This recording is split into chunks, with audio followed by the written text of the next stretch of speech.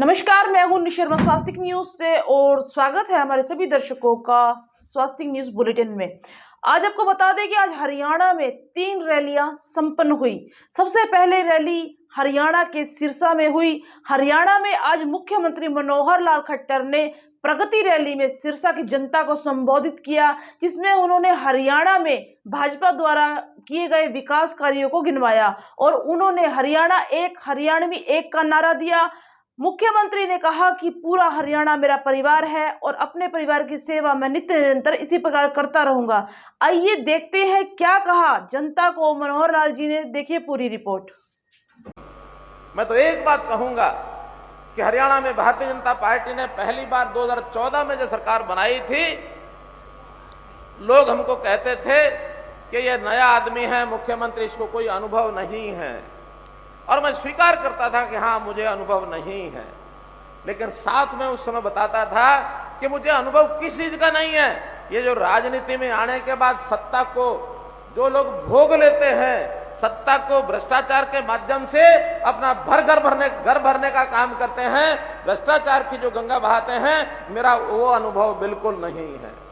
अगर मेरा अनुभव है तो पिछले 40 साल का, उस समय 40 साल, आज मैं 47 साल कह सकता हूं कि मेरा अनुभव समाज की सेवा का है।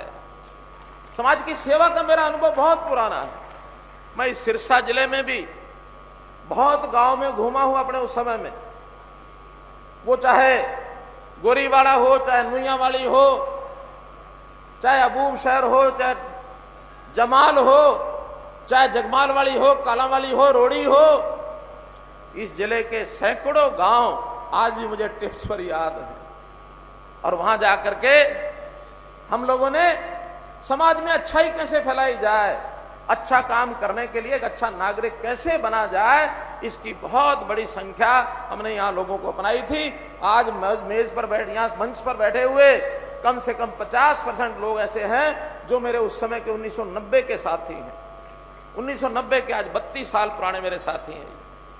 हम लोगों ने बहुत काम किया है और उसमें आपका जो प्यार लगातार मिल रहा है, मैं उसको और आगे बढ़ाना चाहता हूं। ये ठीक है, राजनीतिक तौर पर शायद भारतीय जनता पार्टी को उतना ज्यादा परिणाम यहां अच्छा नहीं मिला, लेकिन मैं एक बात कह सकता हूं कि हमने विधानसभा में सदस्य किसी का रहा हो, हमने कभी भेदभाव नहीं किया।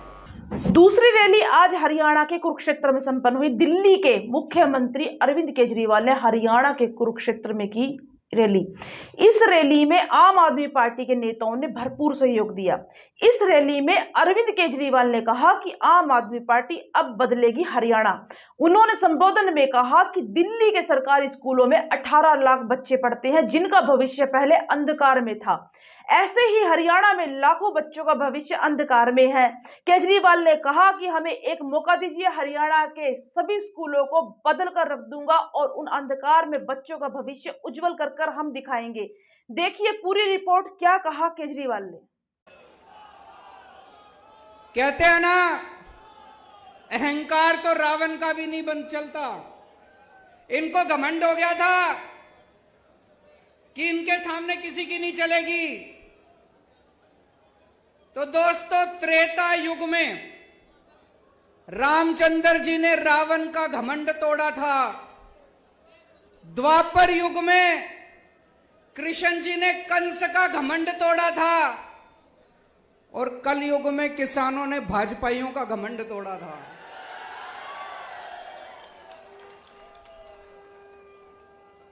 मैं सारे किसान भाइयों को बधाई देना चाहता हूं। दोस्तों, मेरे को राजनीति करनी नहीं आती, मेरे को पॉलिटिक्स करनी नहीं आती। मैं सीधा साधा छोरा हूं। मन काम करना आवे, मेरे ते कितना ही काम करा लो। दिल्ली में हमने स्कूल ठीक कर दिए, सरकारी स्कूल। सुना आप लोगों ने दिल्ली के स्कूल शानदार हो गए? किस किस ने सुना है? हाथ खड़े करके बताओ। दिल्ली में सरकारी स्कूलों में गरीबों के बच्चे पढ़ते हैं। भाई साहब, गरीबों के बच्चे सरकारी स्कूलों में पढ़ते हैं। पहले दिल्ली के सरकारी स्कूलों का बहुत बुरा हाल था। जैसे हरियाणा के स्कूलों का बुरा हाल है, हरियाणा में भी सरकारी स्कूलों का बुरा हाल है।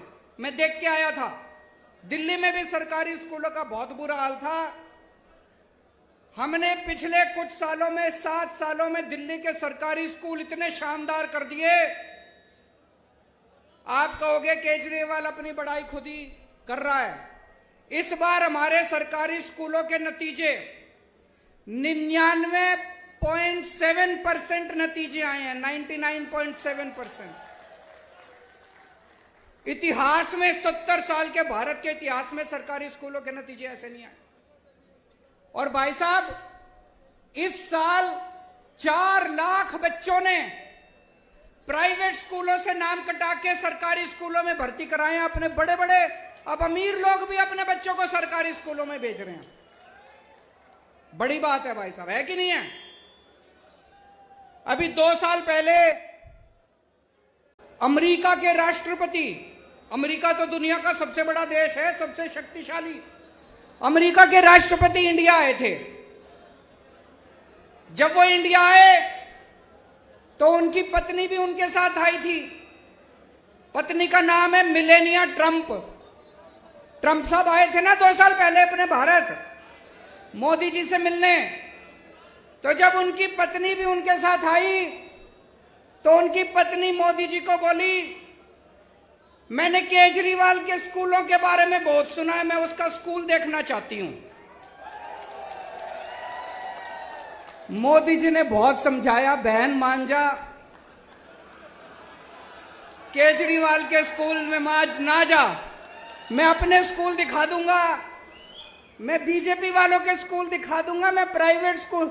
बोली ना, मैं तो केजरीवाल के स्कूल देखूंगी। माननी नहीं वो माननी नहीं मोदी जी की बात। वो हमारे स्कूल देखने आई।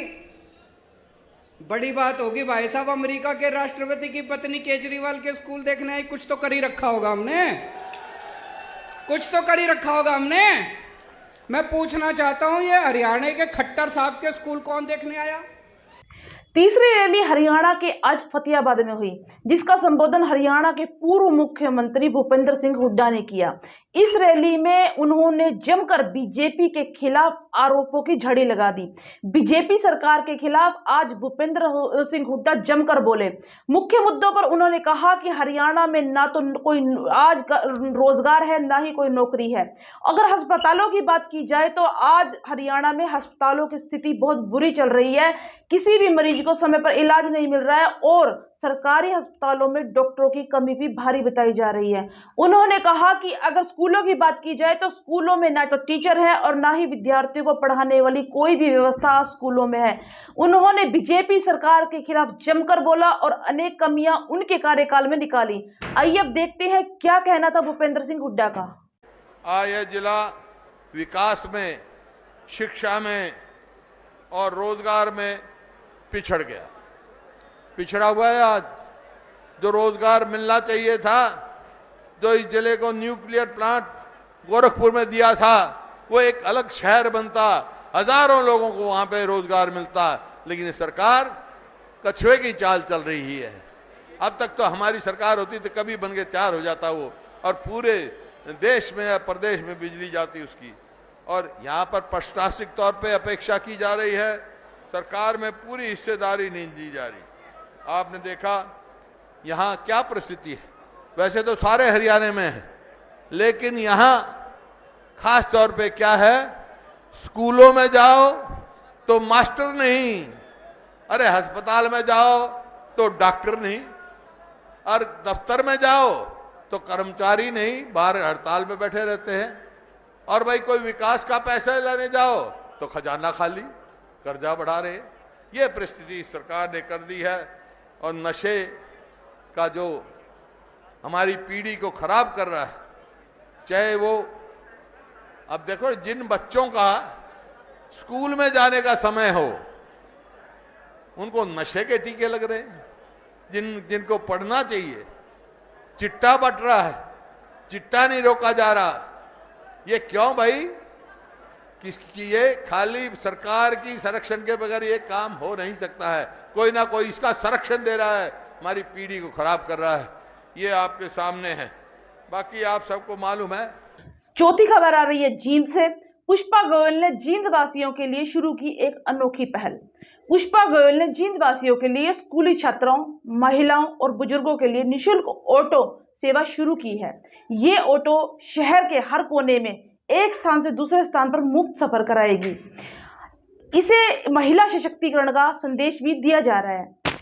इंटरनेशनल वेलफेयर सोसाइटी की अध्यक्षता में और समाज सेवी पुष्पा गोयल जी ने जींद विकास संगठन के अध्यक्ष राजकुमार गोयल की अध्यक्षता में हरी झंडी दिखाकर ऑटो को रवाना किया गया। हमारा आपसे अनुरोध, अगर आपको हमारा बुलेटिन पसंद आता है तो उसे ज्यादा से ज्यादा आप लाइक करें, शेयर करें और हमारे YouTube चैनल को सब्सक्राइब भी करें। कल हम आपके साथ हरियाणा और हरियाणा के छोटे बड़े शहरों की खबरों के साथ फिर से रूबरू होंगे। तब तक के लिए मैं आज्ञा दीजिए। धन्यवाद।